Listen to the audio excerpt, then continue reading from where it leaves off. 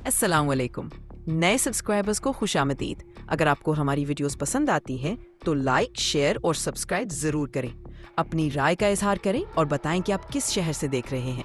तो आएं, चलते हैं हमारे आज के मौजू की तरफ। अंटालिया तुर्की के जनूब मगरिब में बहीरा रूम के साहिल पर वाक़ है। ये सूबे अंतालिया का सदर मकाम है। अंतालिया का लफ्ज़ी मतलब अतालिया का शहर है। ये नाम यूनानी ज़बान के लफ्ज़ अटालिया से निकला है, जो कि इसके कदीम तारीख की तरफ इशारा करता है। अंतालिया की तारीख में कई अहम तहजीबों का किरदार रहा है, जिनमें सबसे पहले हीती तहजीब, फिर यूनानी, रूमी और बाज़ंतीनी तहजीबें शामिल हैं। बाद में सल्जूक और उस्मानी सल्तनत का भी अहम किरदार रहा। अंतालिया का सबसे मशहूर तारीखी मुकाम हेड्रियंस गेट है, जो रूमी दौर की यादगार है। ये दरवाज़ा शहंशाह हेड्रियन की याद में तामीर किया गया था। अंतालिया के अहम सयाहती मुकामात में ओल्ड टाउन, कालेइची, दूदन फॉल्स, कोनियाल्टी बीच और अंतालिया म्यूजियम शामिल हैं।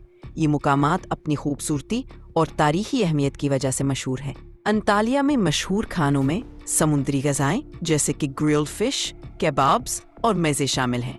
इसके अलावा पियाज, जो कि सफ़ेद लोबिया और अंडे से बनता है, भी काफ़ी मशहूर है। अंतालिया का मौसम आम तौर पर गर्म और मोतदिल रहता है। गर्मियों में दर्जा हरारत काफ़ी बढ़ जाता है, जबकि सर्दियों में मौसम मुलायम और खुशगवार होता है। मजमूई तौर पर ये सयाहत के लिए बहुत मौजू हैं।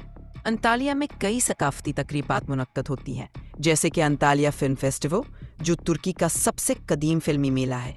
इसके अलावा Antalya international sand sculpture festival और एस्पेंडस ओपेरा एंड बैले फेस्टिवल भी बहुत मकबूल है। अंतालिया की जुग़राफियाई अहमियत इसके बहीरा रूम के साहिल पर वाक़ होने की वजह से है। ये महल वक़ू इसे तिजारती और सयाहती लिहाज से एक मरकज़ी मुकाम बनाता है। इसकी साहिली पट्टी और मोतदिल आबोहवा इसे सयाहों के लिए पुरकशिश बनाती है। अंतालिया में कदीम रूमी दौर की कई निशानियाँ मौजूद हैं, जिनमें हेड्रियंस गेट, रोमन हार्बर और एस्पेंडस थिएटर ख़ास तौर पर काबिल ज़िक्र हैं। ये मुकामात कदीम रूमी तर्ज़ तामीर की बेहतरीन अक्कासी करते हैं। अंतालिया में मुसलमानों ने सल्जूक सल्तनत के दौर में हुकूमत का आगाज़ किया।